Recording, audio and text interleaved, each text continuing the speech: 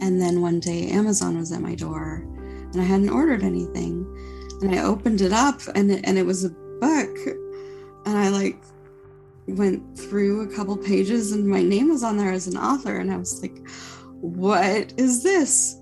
And so I looked it up on Amazon, and there I had a co-author credit for this textbook called Create to Learn, which I wrote with Taking It Global, who are amazing, wonderful people who do really impactful work in the world. But yeah, it was hilarious because my publishing contract had option to my publisher for my next two projects. So I had to email them and be like, I accidentally wrote a book and I didn't mean to, and I'm sorry I didn't mention it, but I'm just learning of this now. And it's fabulous and I'm very excited. And I hope you're not upset. And they were like, congratulations. And so it was very cool. Hey guys, welcome to the podcast. Alison Tedford is with us today on Living the Next Chapter. Alison is an author based out of beautiful British Columbia, Abbotsford, British Columbia. She's on the podcast today to talk about the books that she's written. And she shares even a little bit of a story about a book that she wrote she didn't even know she had written till it showed up on her doorstep one day. How about that? Here on the Living the Next Chapter, Alison Tedford. Hope you enjoy. Here we go.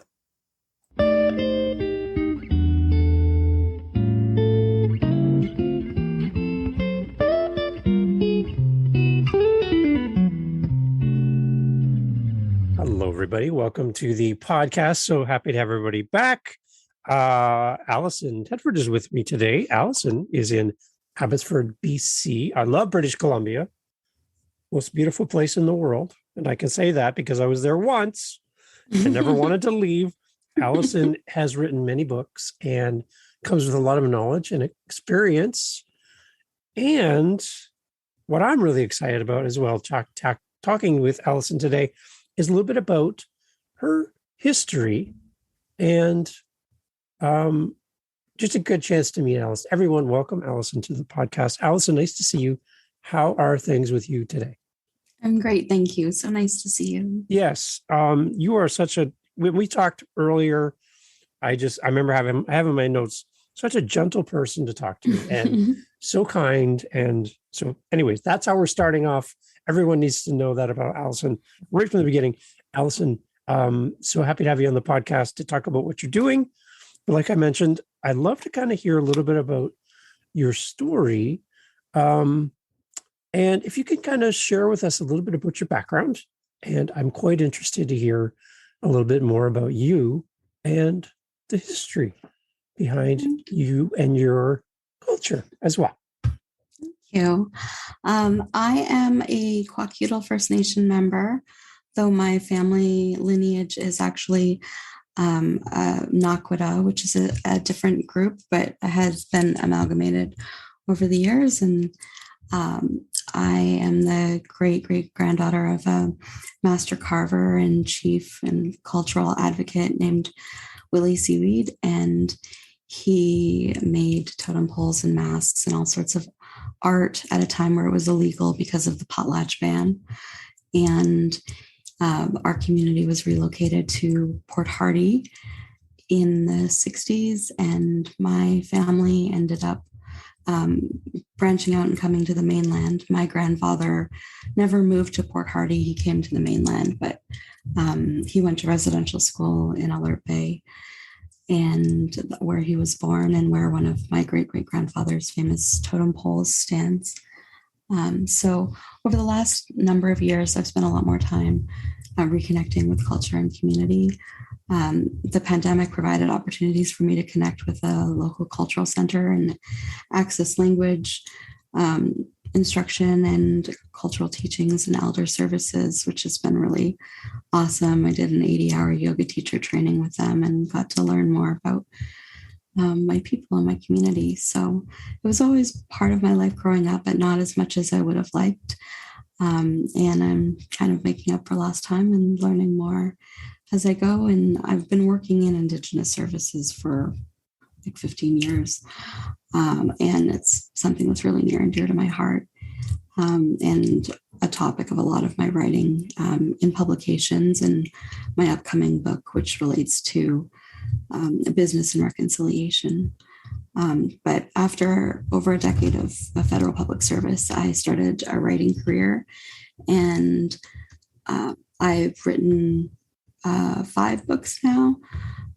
And I've written for a lot of different publications and done marketing, coaching, and teaching around writing. And I'm the director of marketing for a literary festival. Excellent. So, Alison, as you kind of look back into your family history and lineage and kind of trace back and hear the stories, anything that stands out to you beyond what you've already mentioned that makes you proud, makes you happy, or gives you a sense of connection with your past that you could share with us? Yeah, for sure. I'm definitely really inspired by my great great grandfather's work and his cultural advocacy against the potlatch ban. And he sold pieces to the museums, and it was speculated that that was done to distract from the fact that masks and things were being made for ceremonies that were actually illegal at the time. So he was very subversive in the way that he continued things. And I love his nickname was Smoky Top, because when he would go on the floor and speak about breaches of protocol, it would look like the smoke from the fire was coming out of the top of his head. So he's a very passionate person, and he was a humorist, and I relate to that very intensely. He used to perform at what were called play potlatches, and he would have the audiences gasping for air with laughter. And so I really admire that about his spirit and the way he taught his son Joe to carve, and how he taught my grandfather to dance and to continue the work and to continue to share our culture. So I really see a lot of the work that I do as a continuation of their traditions, and I'm just grateful that I've been able to find small moments to connect with the past in unlikely times. Yeah. And I think with everything that we've seen in Canada in the past and more recent events, there's just this rekindling of connection and hearing stories and sharing stories and learning.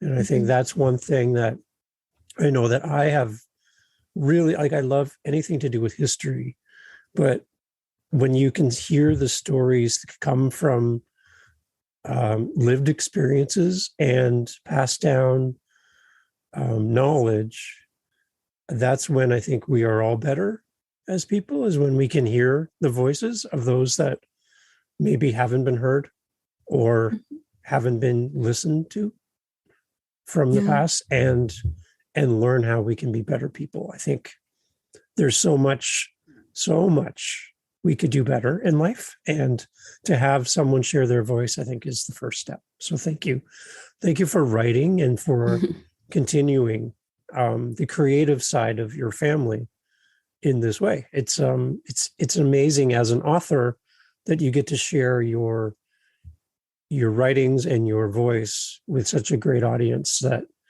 I hope that you reach many people as you continue to write, and that you don't stop, but you continue doing that. That's really great.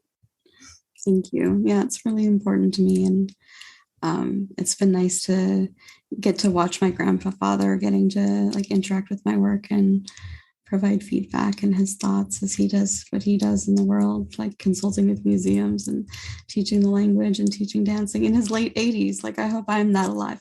I don't even feel that alive sometimes at 39, right? So I hope I have his strong genes. Yeah. Excellent. So tell me a little bit more about your personal journey, so we can kind of catch up to you as well. You mentioned some of the things that you've done already, writing wise, and where you're serving. Tell me a little bit more about you, so we can connect with you as well.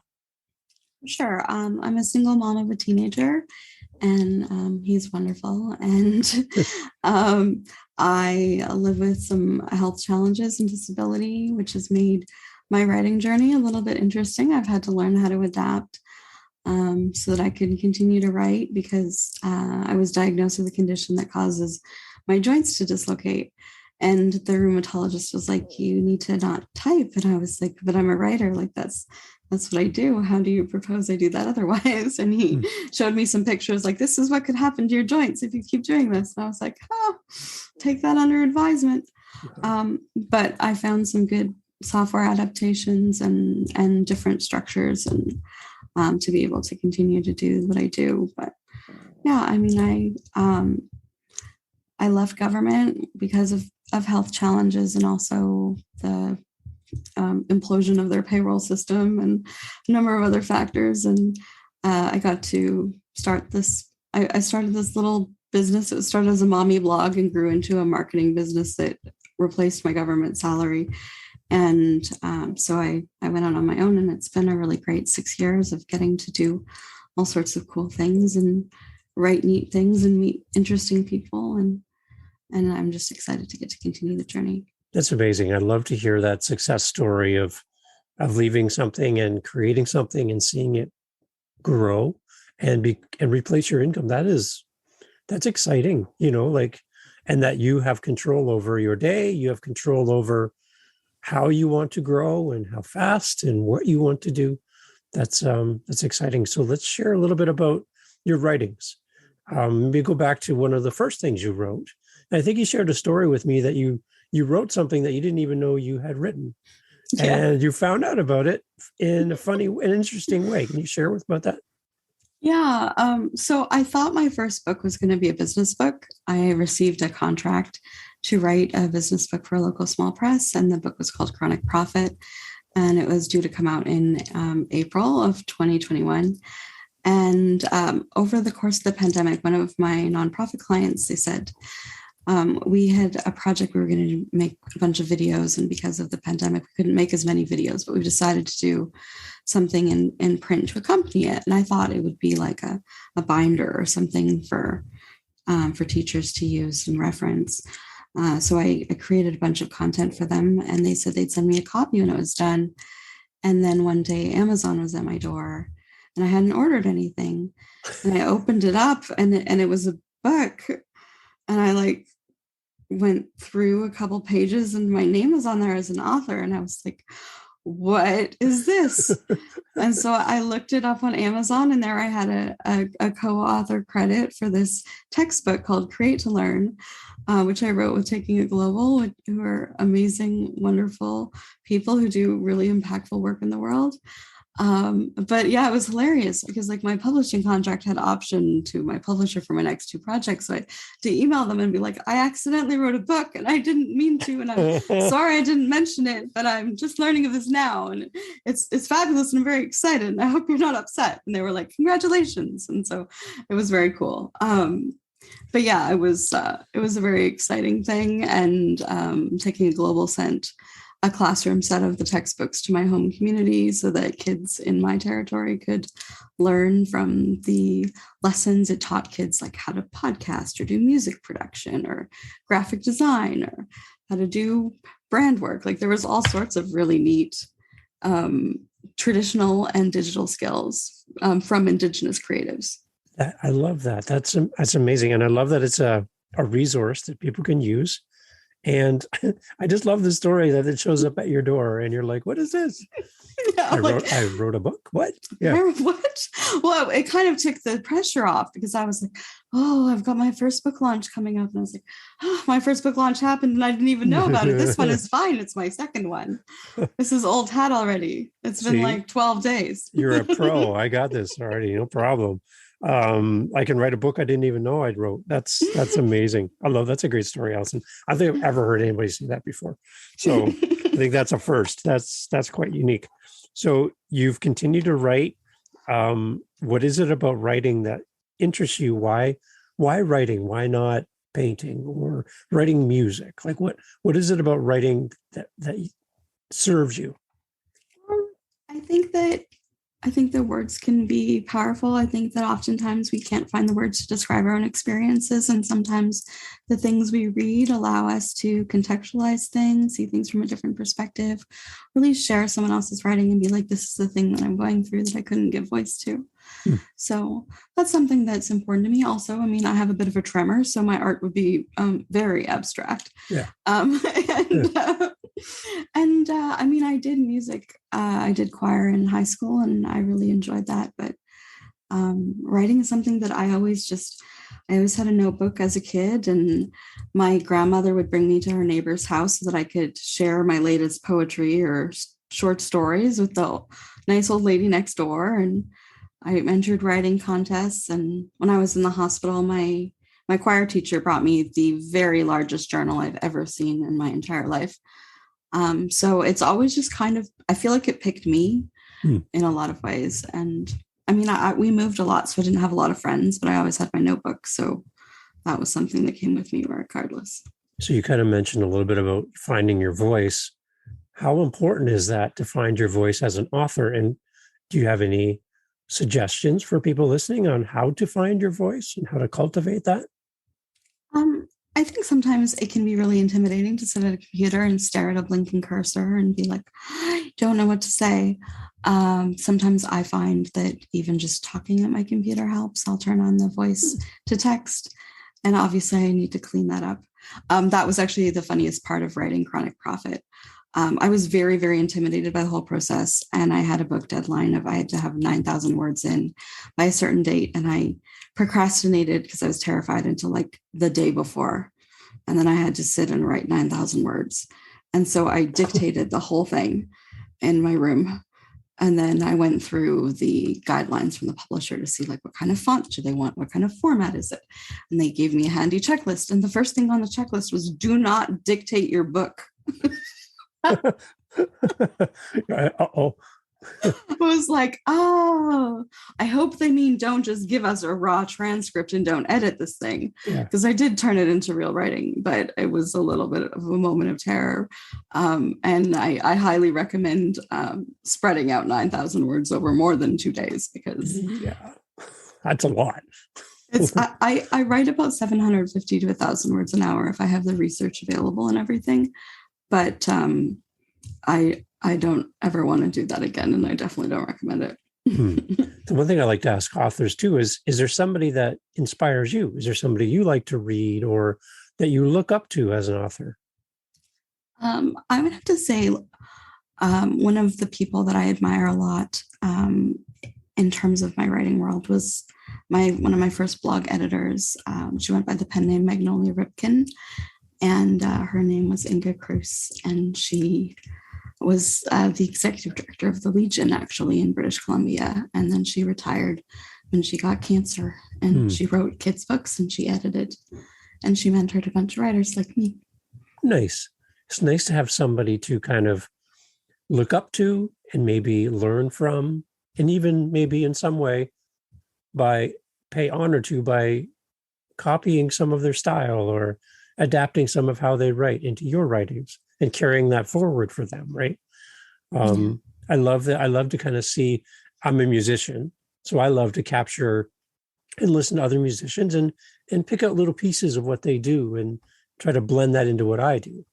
And it just kind of, it seems to make my creative process more enjoyable, because now I have more than just myself to draw from, and I dig a deeper well. I get basically by using other people as influence. So, has anybody ever mentioned to you that you've inspired them? Occasionally, I came across like a meme that somebody made of a part of an article that I wrote. They some graphic that some social media page had shared, and occasionally I get emails from people, mostly around. I did a lot of mental health writing for To Write Love on Our Arms early on in my writing career, and so sometimes people reach out because of that, and that's really meaningful and important to me. But mostly just other writers, and I like to take time to mentor other writers who are new and up and coming, and help them find places for their words or help them strategize about pitches and things and try and find places where they can shine and share their voices too. So that's exciting. Okay, Alison, right now you have potentially people listening to our conversation around the world, new authors who are looking to be mentored, who are looking for that kind of advice and support. You have their ear, Alison. What would you like to tell authors in a mentoring capacity to encourage them in their writings? What could you share with them that you've shared with other people that has been meaningful? I think it's really important to find a community of people who are working kind of in the same area as you. Early on in my career, there was about 6 of us, and we all wanted to write for the same publication. And so we worked together and tried to get ourselves published. And we had a really strong friendship, and also were able to support each other in our work, and still do professionally support each other, and have a friendship. So I think finding your people who are doing the kinds of things that you want to do, and really prioritizing the relationships. Because I feel like a lot of times there's this like stereotype of like a writer in a cabin in the woods, right? And I mean, if that would be idyllic at certain points, like I have so many sirens here in the city, but ultimately, like it is so much about connection and relationships, and having that trust, in your editor, in the publications, in the writers that send you leads for things. And I mean, it's not a career I could have built on my own, and I'm just very grateful for the community I found, and I think everybody needs that. So it's finding a community. Is it also a little bit, Alison, about creating that community as well?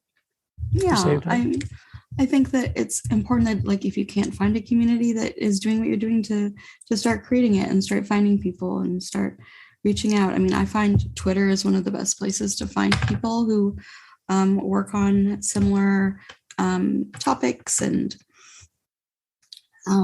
have connections to editors and other publications and opportunities. So that's definitely, if you can't find a community, make a community, and find the people that were like you before, and the people that you'd like to be more like in the future, and find ways to work together.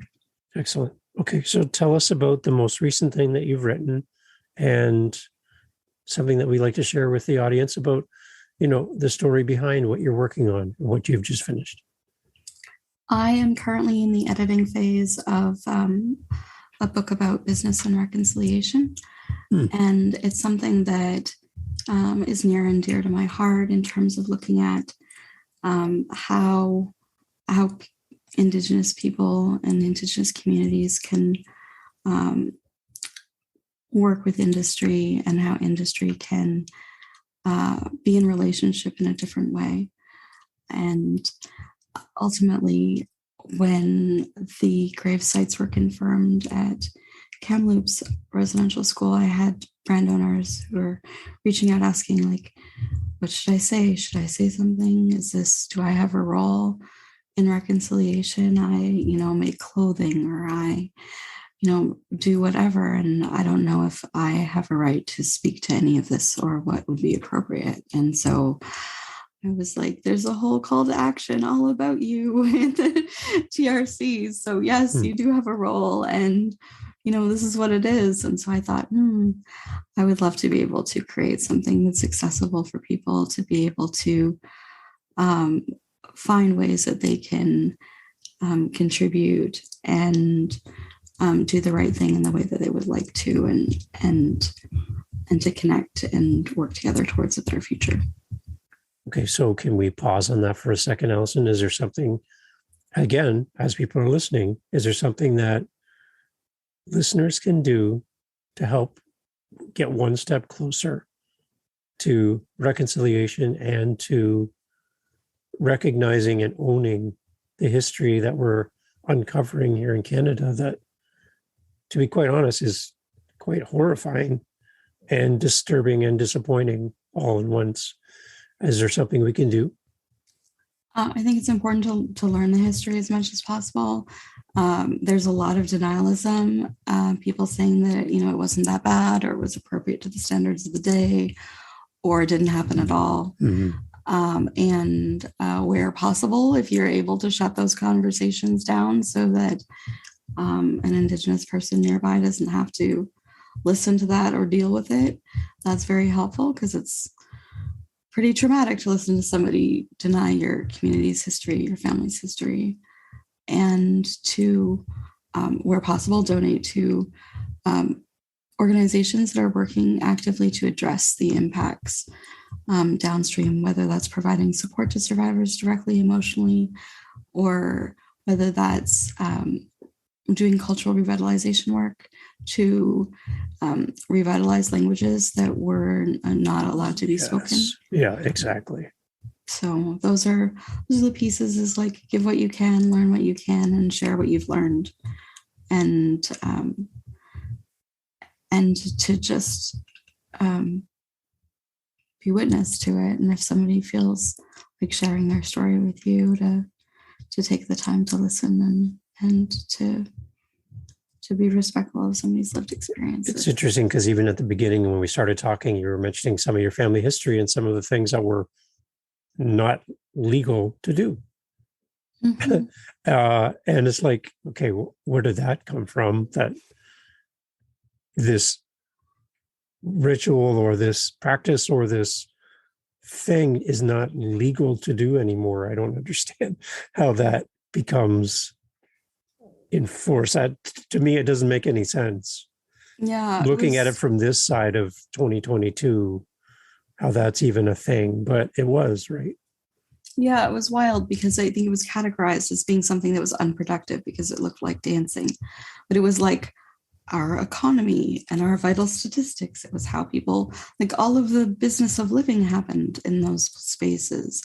And to have that, not able to take place, and to the point where, like, there was a Christmas morning where people were arrested at a potlatch, and they were, doing what you do at a potlatch, which is exchanging gifts, which is an awful lot like what many families do on Christmas morning. But in an Indigenous community, under the heading of potlatch, that was illegal. But in another town, that's just Christmas morning. Then people went to jail, and people had their regalia taken away. Like, it was just wild. And it's just amazing to me when I think about my family's work and the fact that Willie did all those things when, for the majority of his career, it was not legal to do those things. And so I mean, I'm grateful that I have the opportunity to practice now and to learn, and to be able to share that story, because there's so many people who don't even realize that was a thing, and it definitely has an impact. I mean, the reality is that often things just went underground, and so when it became legal again and everything was still, thriving and happening, like, it was just, I think it was exceptional the way that my ancestors continued the things, and even in the face of opposition. The power and the unbreakable spirit is something that just inspires, So anyways, I know that we've kind of deviated from the book a little bit, but at the same time, what you're writing is capturing some of the history and helping people. And that's amazing to see. So the new book is coming soon. Is there a timeline that we can share? It's currently scheduled for late September, but that may shift somewhat due to some circumstances outside of control. But yeah, it's coming in the fall, and I'm really looking forward to it. I believe it's the Canadian Business Owner's Guide to Reconciliation through Self Counsel Press. And yeah, I'm really looking forward to that coming out. And in June, I had, it wasn't a book, but I worked on the Royal Bank's report on their work in Indigenous communities. So there was a really neat report that featured interviews with Phyllis Webstad of the Orange Shirt Society, with the chief of Kamloops, with all sorts of amazing people doing amazing work. So that was a really exciting thing that I got to contribute this year that's free and available on the Royal Bank's website. So. Wow, there's so many things that you're involved in. It's exciting. Alison, is there any way that people can reach out to you? Is there any way that people can connect with you and find out more about your writings, and and just be a part of your world? How can they do that? So on Twitter, you can find me at Ali Spins. It's a bit of a more activist and irreverent space, with some humor. My Instagram is at Alison Tedford. I share about a lot of my work there. That's a little bit more family friendly. And at Alison Tedford on Facebook, and AlisonTedford.com is my website, which focuses a bit more on my social impact work, but has examples of my online publications. Good. And then the books themselves, and being able to get access to those, the books that are available for purchase. Is there a way of doing that through the website then, or? Actually, so everything that I've written so far is available on Amazon. Okay. And many other, pretty much everything is also available through independent bookstores. Create to Learn, I believe, is just on Amazon, but the other books I've written are available on Amazon. Very good. And we'll make sure we put links into the show notes for everyone as well to connect with you and to see what you've done. And hopefully one day the doorbell will ring and Amazon will be standing on the front step with your book in their hands and someone has purchased your book, and I'm excited to have it. So that's it's exciting to see. And it's exciting to see your success in writing.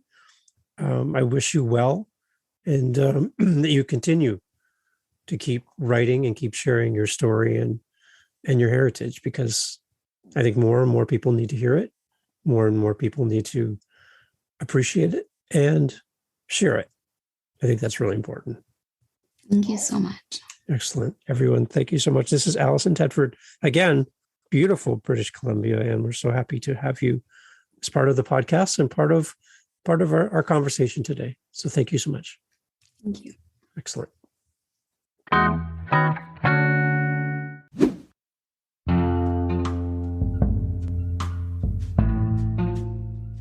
Hi guys, this is Dave from Living the Next Chapter, a podcast designed to connect authors and audiences. We're always on the lookout for our next interview. If you're an author, a publisher, and you have a book, whether you're just starting, whether you're halfway through writing, or it's all done and you want to tell the world, that's why we're here at Living the Next Chapter. Get in touch with us through livingthenextchapter.com, contact us, and let's set up some time together to discuss your book, to discuss your project, and how we can get you on the show. My name is Dave, and I would love to speak to you. So go to livingthenextchapter.com, and let's get over there together and discuss all the great things that you're up to as an author, as a publisher, and let's grow your audience together. Join us on livingthenextchapter.com for great authors and an audience that's eager to hear about what you're up to as an author and a publisher. Contact us today, and let's get your book out in front of others. Thanks for listening, and we'll see you on the next one.